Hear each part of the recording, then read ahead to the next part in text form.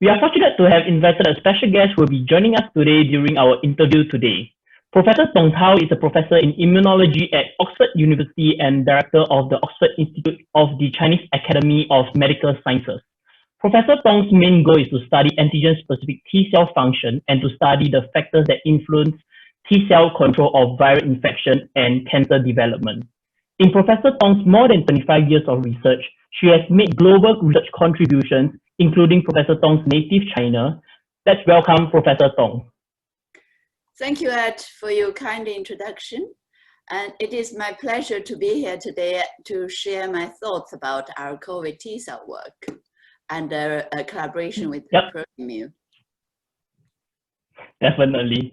Yeah, before we talk about the COVID-19 work that you have been doing, could you share with us on how do you get into Oxford University? I'm Chinese, come from China originally, and my family is actually come from Shanghai, but I grew up in Xinjiang, Urumqi.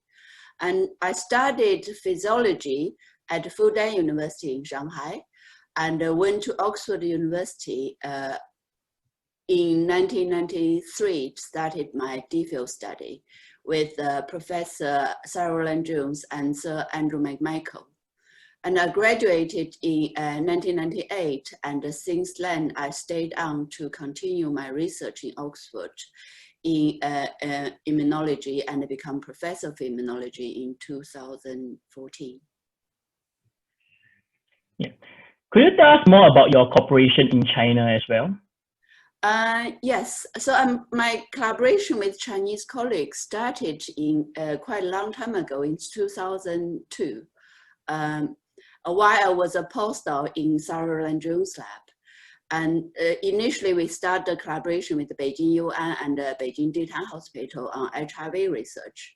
And since then, I extended our collaborations with other institutions in China and helped establish a joint international translational immunology center with Chinese Academy of Medical Sciences and Oxford University in 2013.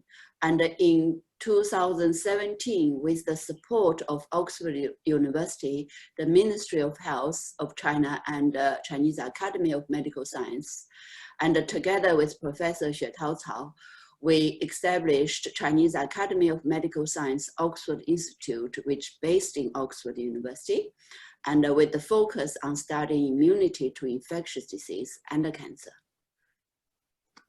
Thank you. Yeah, so why do we need to study T cells? Very good question, Ed. And as you know, the main job for the antibodies is to destroy disease-causing agents like a virus and bacteria, but they could not see the virus when it gets into the cells. So therefore, we need the T cells to clear the virus-infected cells. T cells can see the fragments of the viral protein displayed on surface of infected cells, which we call epitopes, and which act like a waving flag to the T cells, showing them where they are needed. So having found the infected cells, the T cells surround and then kill it to stop the problem spreading further.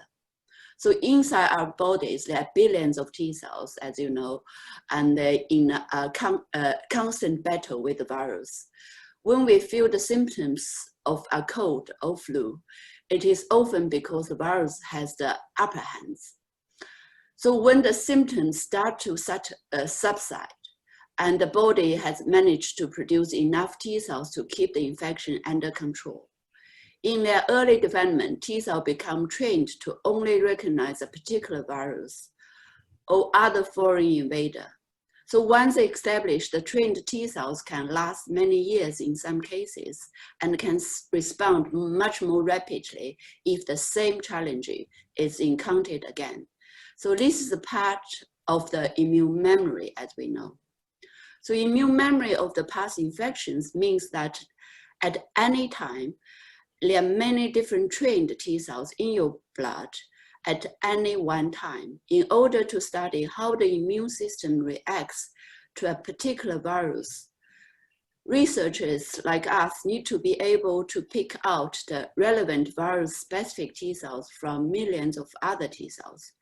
One of the reagents that we're very often used to pick up those type of T cells are the epitopeptide in complex with MHC, which is one of the main products from Proemu, and this is the key area where we are currently collaborating with Proemu, which I will talk later.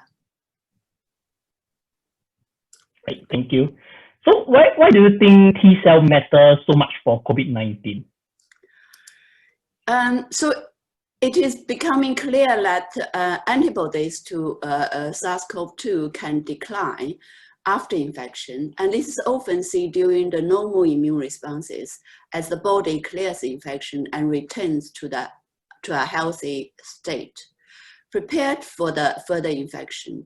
So it may be that T cells are no longer lasting, are much longer lasting than antibodies. So this is what we think might happen. So it could offer an alternative method to diagnose whether someone has had a past COVID infection.